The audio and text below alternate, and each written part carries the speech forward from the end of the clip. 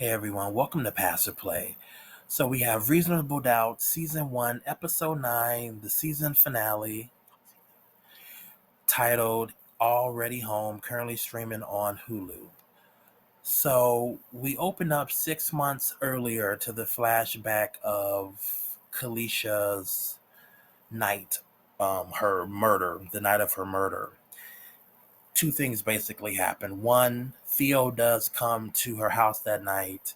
He kind of knocks on the door, barges in. When she opens it, there's two wine glasses. He says it smells like sex and regret.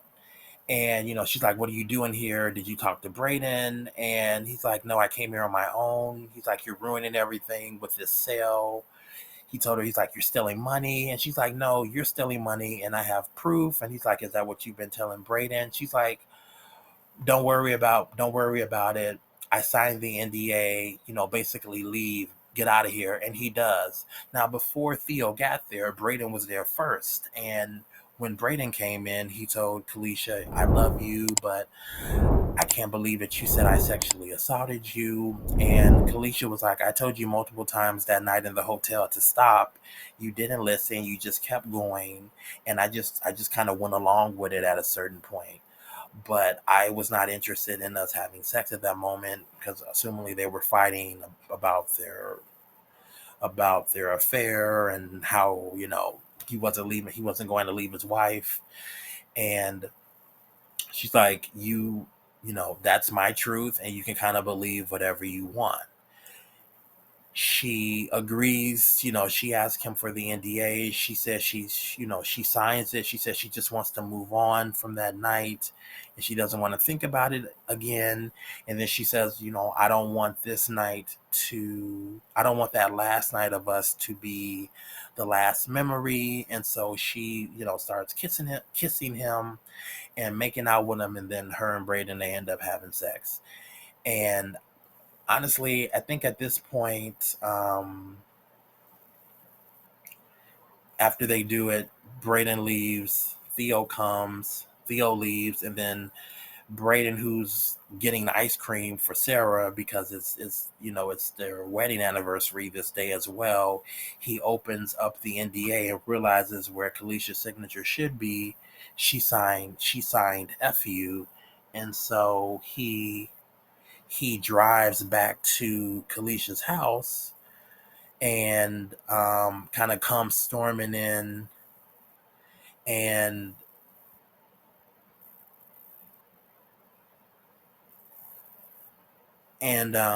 he's upset. He's kind of livid. He's like, "What are you doing?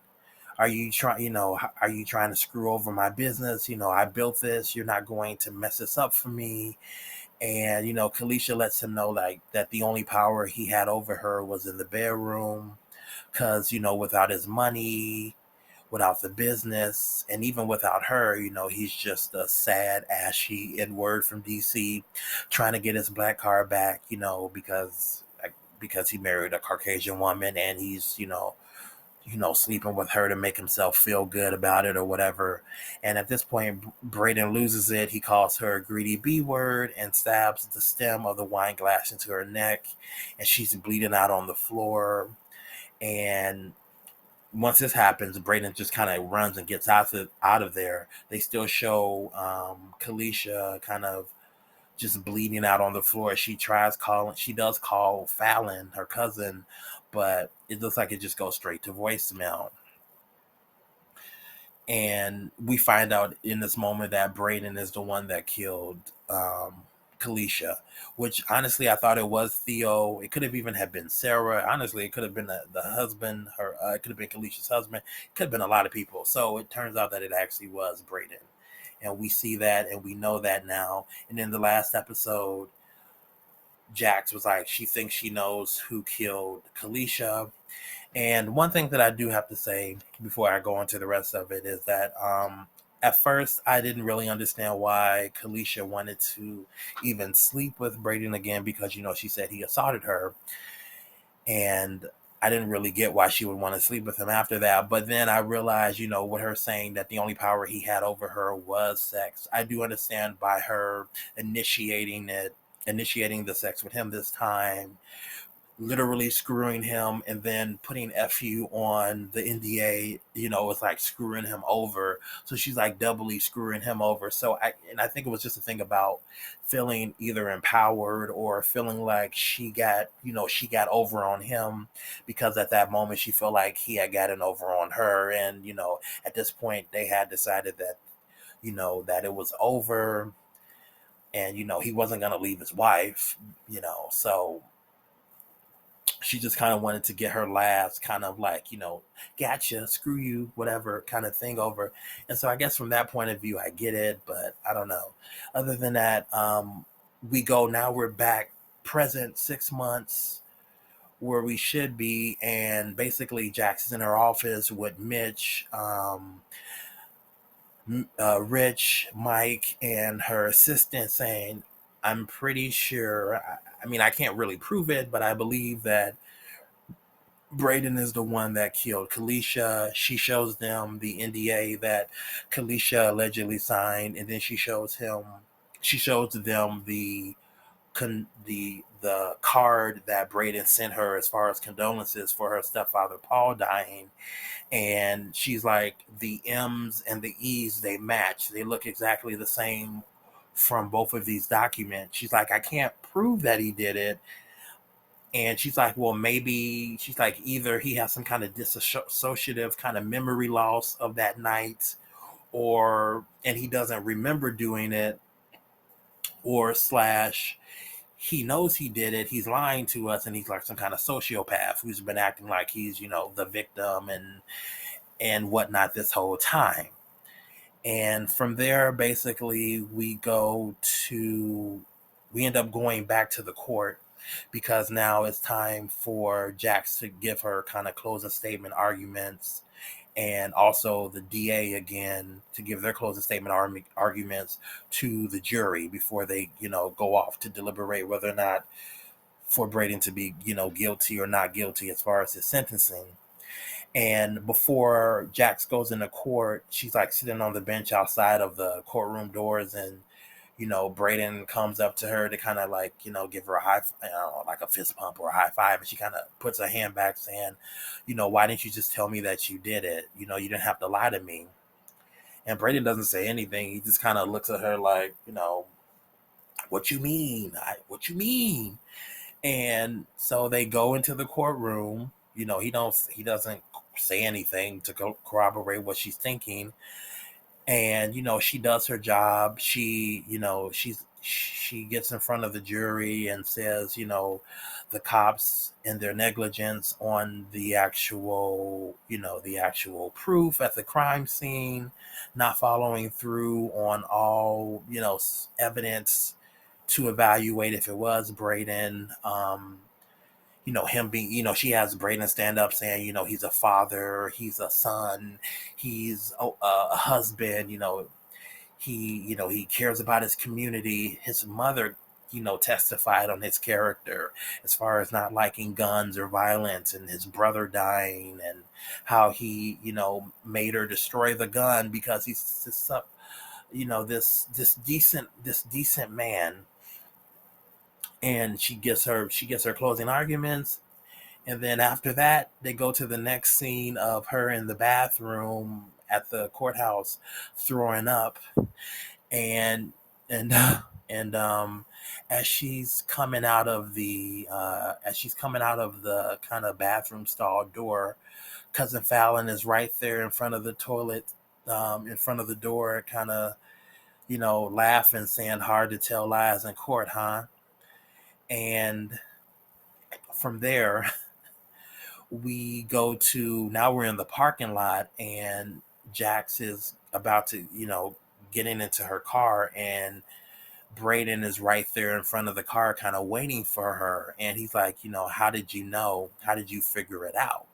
And he basically just admits that, yeah, he did kill Kalisha, which at this point we already saw, but he's admitting it to Brayden. And, basically he basically lets Jax know that, everybody creates narratives to survive life, or whatever, they need to to justify the things that they do. But he's happy that Jax took the case and that he picked her, and basically no take backs. You can't take back what you've done. We have client patient privilege. We have client patient confidentiality, so you cannot, you can't do anything to screw me over without basically screwing over herself. And he tells her, you remember that story that I told you of the kid who robbed me? Well, he did. He robbed Braden, and he died 2 weeks later. Well, he died 2 weeks later because Braden shot him. Because after his brother died, he did start carrying a gun, and when that kid tried to rob Braden, he did shoot and kill him. Basically, 2 weeks later.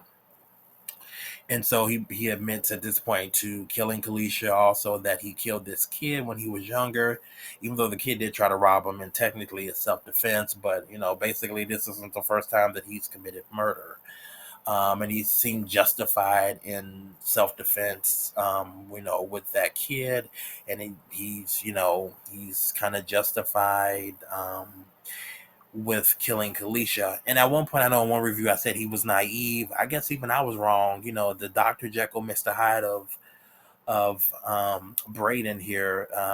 I didn't necessarily see it. I thought he could have been the killer, but at some points he just seemed kind of naive and stupid at certain points, at least with some of the people around him. But I guess he had the last laugh. So the actor played that well. Sean Patrick. So he played that very well, because I didn't necessarily, I thought he was kind of like a little like dense, full of himself, but like arrogantly kind of stupid. But either way, he also lets Brayden know, what's going on in that brain of yours. If you try to do anything to mess this up for me or to stop me, it won't end well for you. And we go back to the verdict is in, and in the show they pause for dramatic effect before the head juror gave the verdict. But they say, we find Braden not guilty. And I was kind of hoping, in his case, I was kind of hoping, and even you can tell Jax was hoping that they were going to find him guilty. I'm not even going to lie to you. In most cases, he would have been found guilty, just, and some people believe just based on the flaw of the justice system, just for the fact that he is, Black and African American. But in this moment, they got it wrong based on what Jax, as far as her defending him, but also based on what the cops actually did, by kind of withholding evidence and trying to just automatically make Braden the killer, even though there was other evidence to maybe have someone else as a suspect. He was the killer, but by them doing that, it was enough for Jax to have a reasonable doubt defense and to give reasonable doubt to the jurors, and that's what she did. Even though in this case, the justice system got it wrong, um, which is kind of, I think, the irony of this, which I think is what the writers just kind of do, because sometimes the person is guilty and sometimes they are innocent, and it is biased or it's corruption. But in this case, Braden actually was the killer. And even though they were trying to set him up to be the killer, he actually was the killer, and he should have actually gone to jail for it.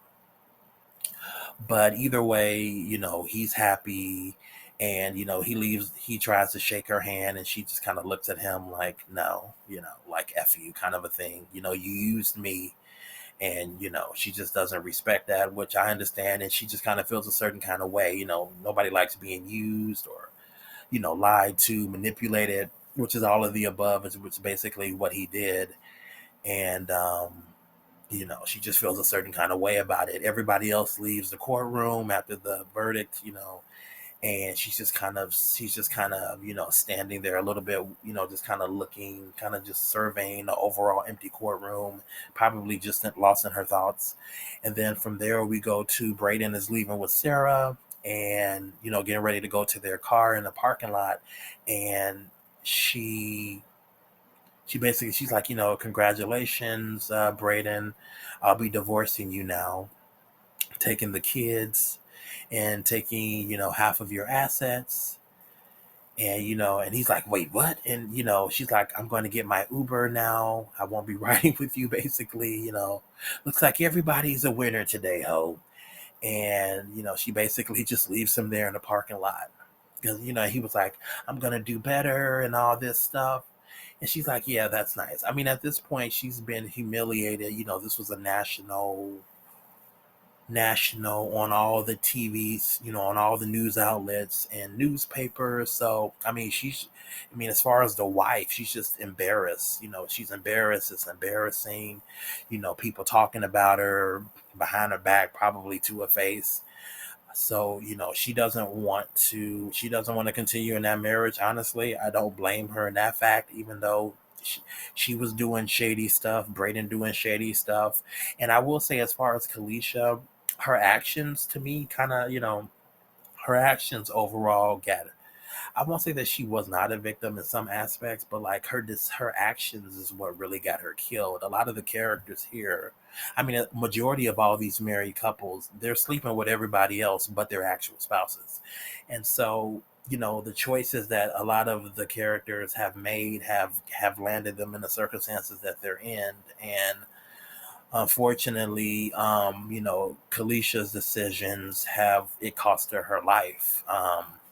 And was Braden worth it? I mean, I don't think so. At the end of the day, he was just using her, but in a lot of aspects, she was using him too. It's just that he ended up, kind of getting the last laugh, or does he really? Because after that parking lot thing, Braden goes back to Cloud. He regains his role as a CEO, and we also see that Theo is no longer there as part of the board. He most likely got fired, but then the FBI comes in and lets Braden know that he's come under investigation for fraud, wire fraud, and money laundering. And I think earlier I did say that at this point, Theo was saying Kalisha was stealing money and had proof. Kalisha said Theo was stealing money and she had proof. At this point, I don't know who was stealing the money. I mean, it looks like maybe they all kind of have lied about the value of the company in some way or in one way or another. But as far as stealing money from the company, it seems like Theo and Kalisha maybe were both doing it, but now it seems like Braden's doing it. So I mean, again, they're all kind of liars. So at this point, I don't even really care about that. It's like whatever, you all were stealing money, or maybe one of you were, whatever. And from there and that's the end of like Braden's, as far as in this episode.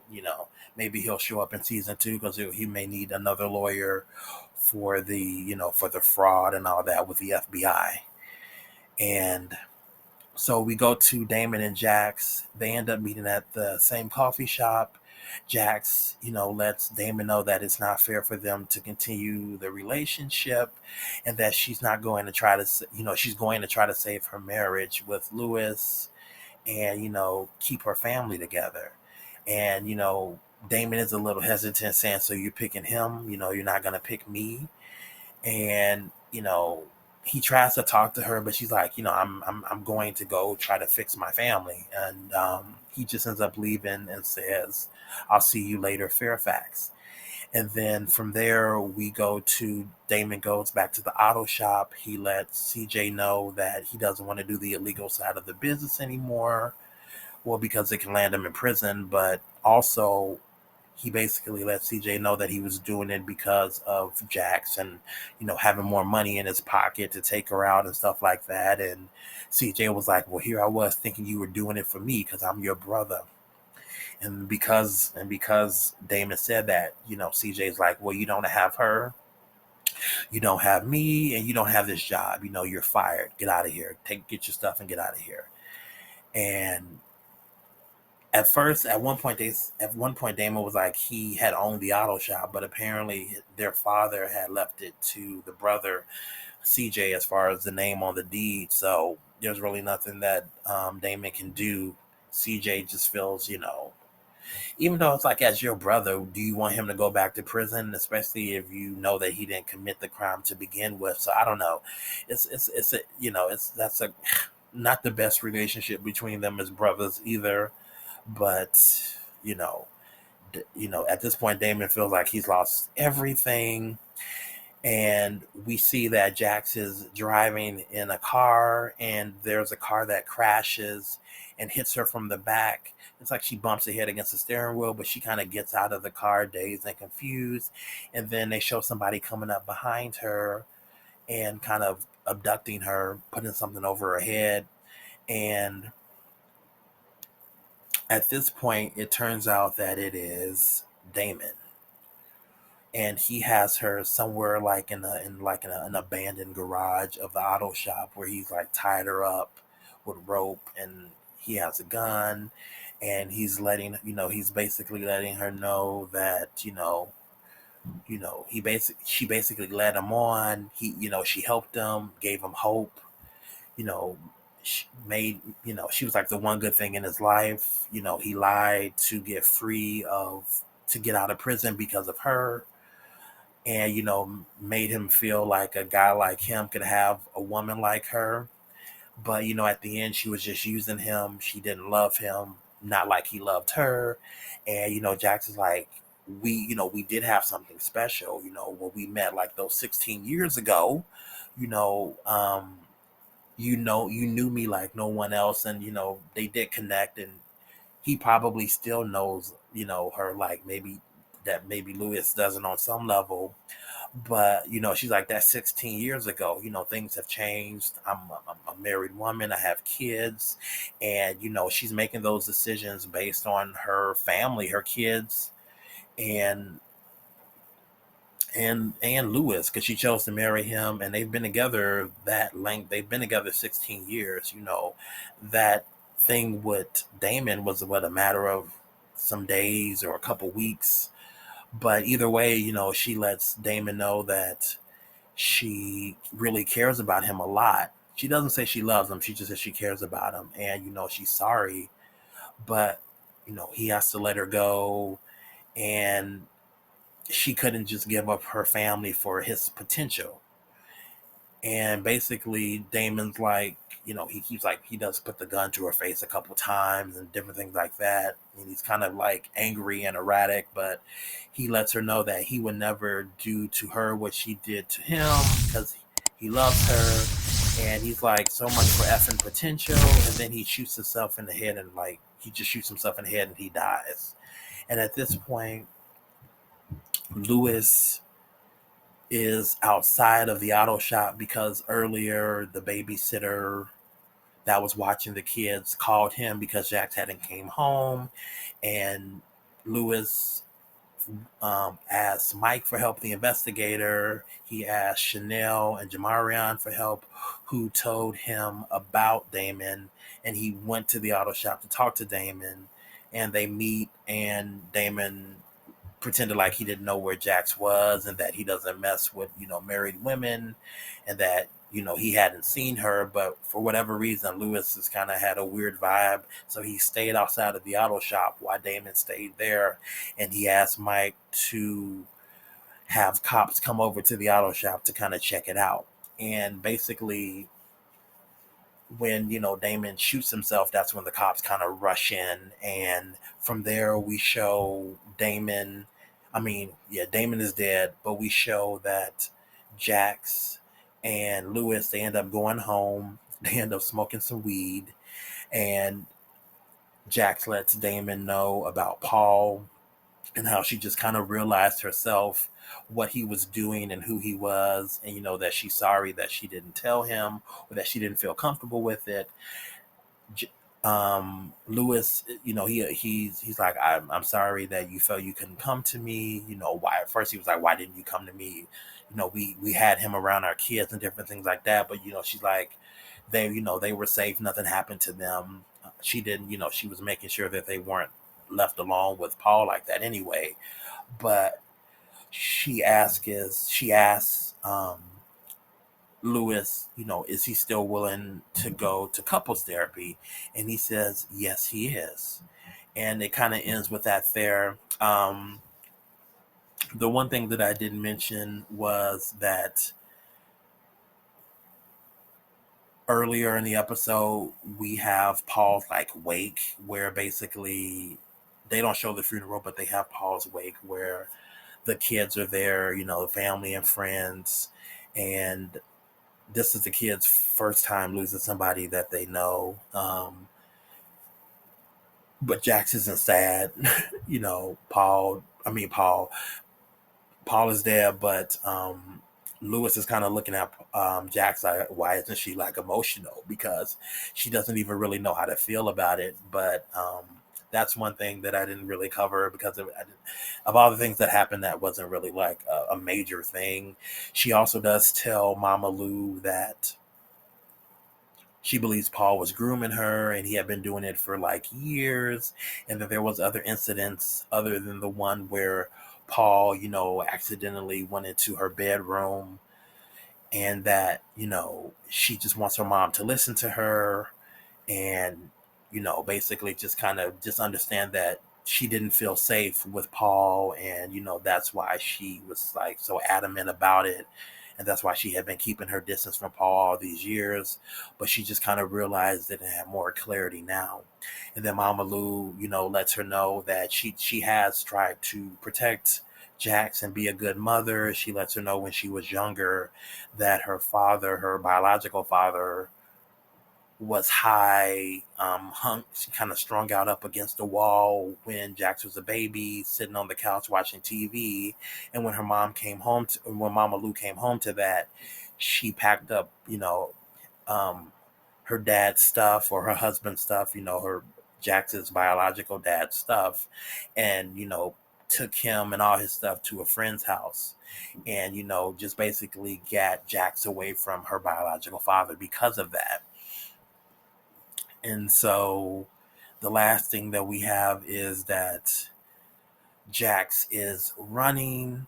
She's like, she's doing like her morning or like midday, whatever, evening run. And they show her friend Chanel at her house. Looks like she got kind of beat up, has a bruise on one of the sides of her face. And then they kind of span out on the camera to Jamarion on the floor, who looks like he's dead, and he's in a puddle of blood. Looks like either he was shot or he was hit with something, but he looks dead on the floor. And then basically Chanel is calling Jax and telling her whatever she says, and then Jax is like, "OF," as she's kind of in the midst of running and taking Chanel's call. And then the episode ends there. So, all right. So, my final thoughts on the episode. One thing that I thought was funny was, "These are my confessions," in the parking lot. First, Braden with Jax letting him know that, yeah, he did kill Kalisha, and how did she figure it out?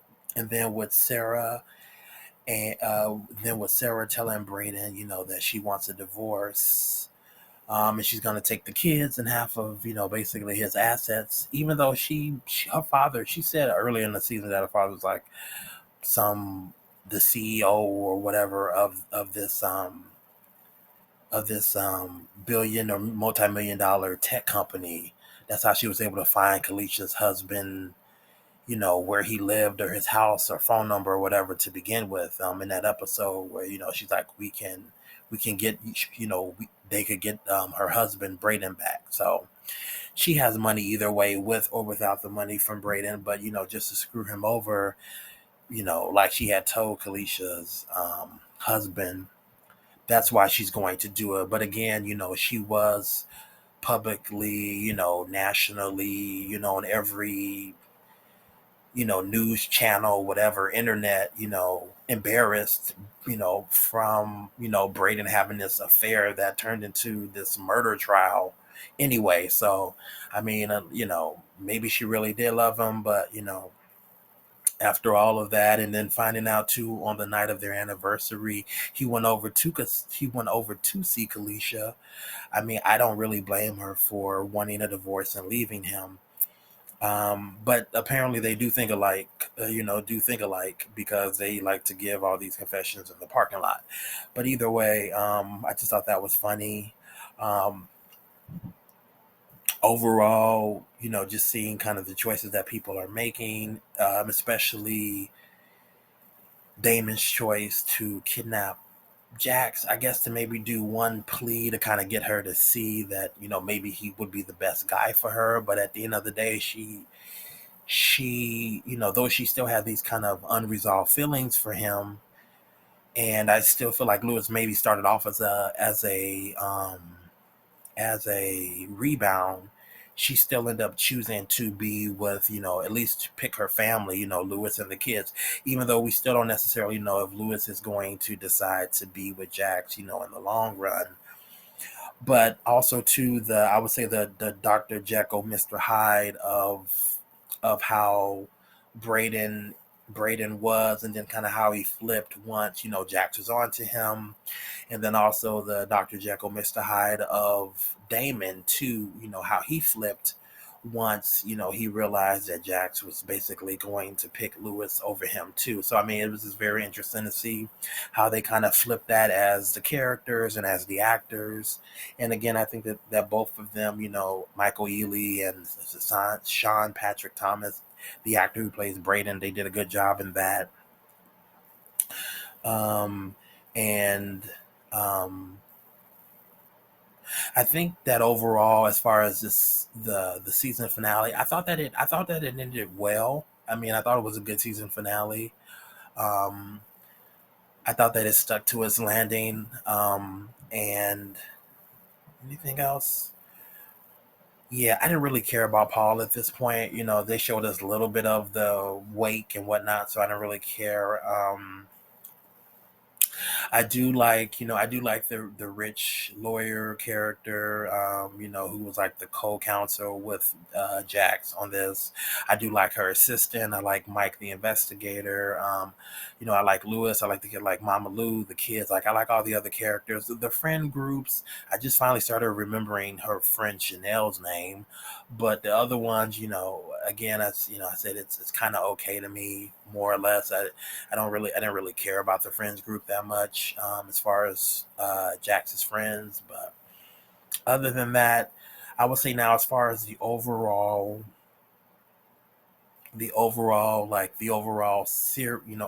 season, I felt like it was a good season. I mean, 9 episodes is kind of short. Hulu is owned by Disney. People complained about Disney having short episodes for some of their series on the actual Disney, app. And they end up doing 9 episodes here for the first season.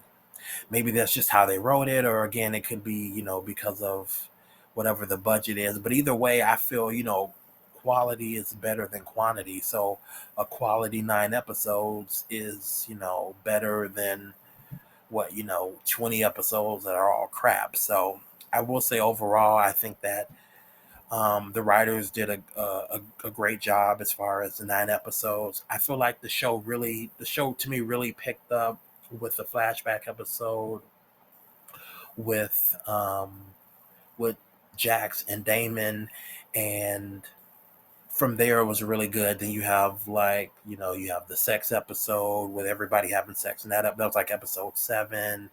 Episode 8, it was like kind of whiplash. All these things just started happening. So like the show kind of, as the season progressed, it kind of just went up. And then I feel like the last episode, it kind of brings everything to kind of like, you start getting like the finale of certain things. You found out who killed Kalisha. Jax makes a decision on, is it Paul or is it, I mean, not is it Paul? Jax makes a decision on, is it Damon or is it Lewis? Kind of her dealing with Paul, her finally telling her mom about Paul, her telling Lewis about Paul. So there was a lot of kind of like wrapping some things up. So I mean, I feel like it was a good season finale just in that sense too. But for the overall season, you have all these things. In the first episode, they showed that she was like tied up and bound somewhere. Even though in the first episode, I thought she was in her house because it looked like she was in pajamas. But in this last episode, it was apparently in the garage of the auto shop. She was wearing the dress from Court or whatever. From what I remember, I thought she looked completely different, but maybe I was wrong. But either way, I do think that the season stuck to its landing as far as, from beginning, middle to end. It really did pick up in that episode where we do the flashback. You start to get things starts to get uncovered. Again, I do think that Jax is a really good character. 16 years as a private lawyer, and the years that she was as a DA, and even though she is a good lawyer, it was surprising to see that she didn't necessarily see through Braden, but that was because of her relationship and everything that happened with Paul. But once she got the clarity with Paul and kind of what kind of man he was, she was able to finally see the kind of man that Braden was. So I thought that was kind of a cool connection. They also did have this thing too earlier, with Kalisha in the last episodes, this theme of if that's your truth, or if that's your truth, is what Paul said. But then in this episode, Kalisha said, it's not your truth, but it's mine. It does come off condescending, I think, when it comes from men in this series, because in the case of Paul, when he's telling that to Jax that it's her truth, it's like, well, you did these things, like there were multiple incidents of him touching her, and to be like, well, that's your truth. You believe whatever you want. If there's smoke, there's fire.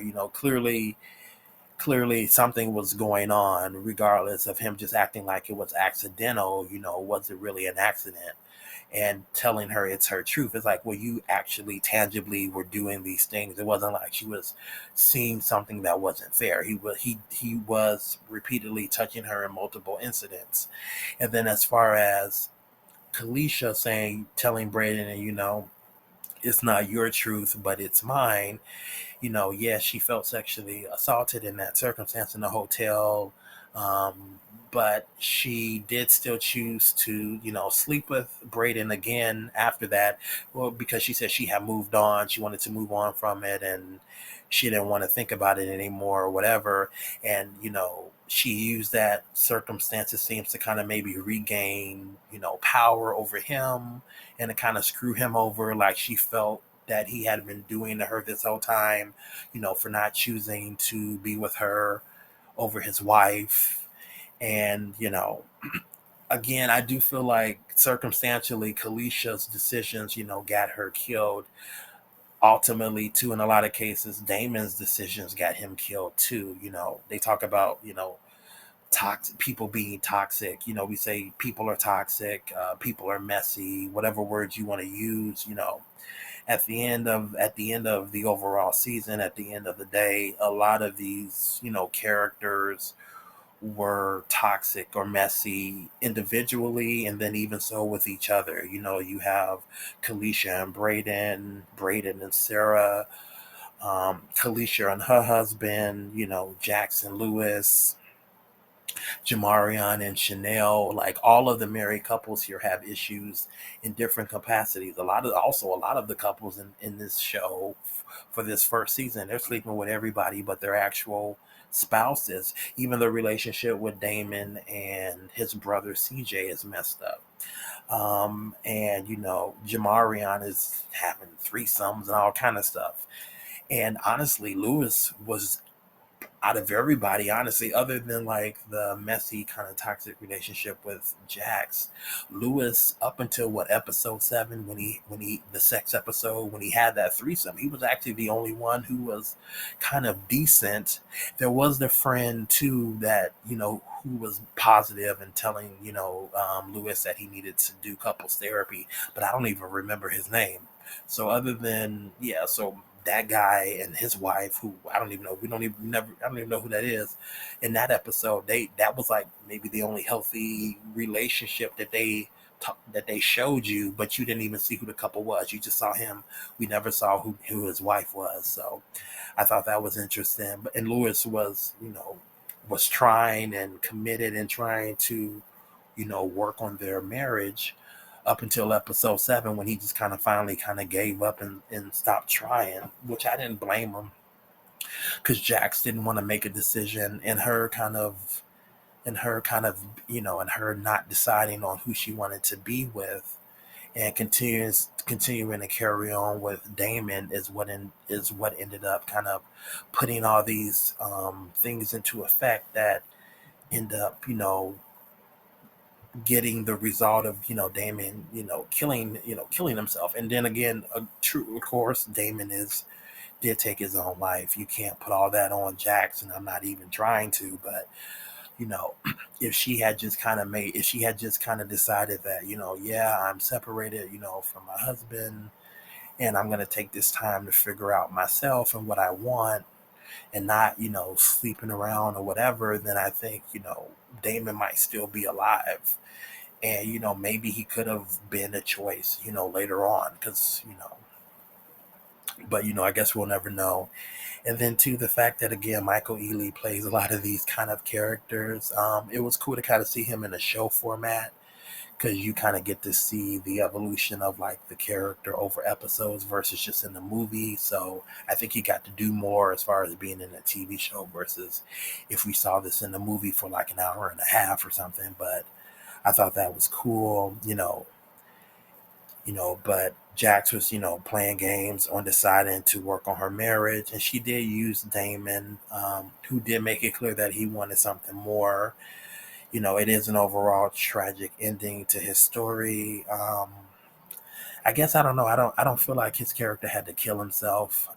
But I mean, I guess I understand what like the psychologicalness of him being in prison for all those years and the mentality of that, coming back to the into the world after 16 years and trying to find his footing. He kept talking about you know how Jax, I don't know what, making more money than him kind of made he doesn't want to owe anybody, and kind of feeling maybe insecure about the fact that she had all that money and she was making a lot of money, and he was just like the auto shop guy. But she never tore him down like that. He just kept doing it to himself. But either way,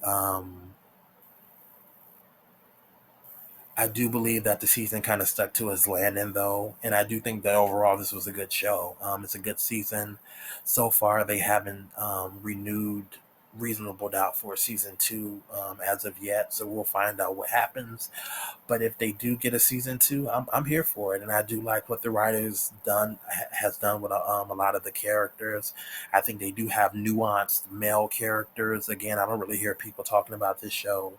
They talk about how there's like no black African American male characters out there. This is a show that gave multiple examples of different types of African American men and the choices that they make and in different complexities and how they operate.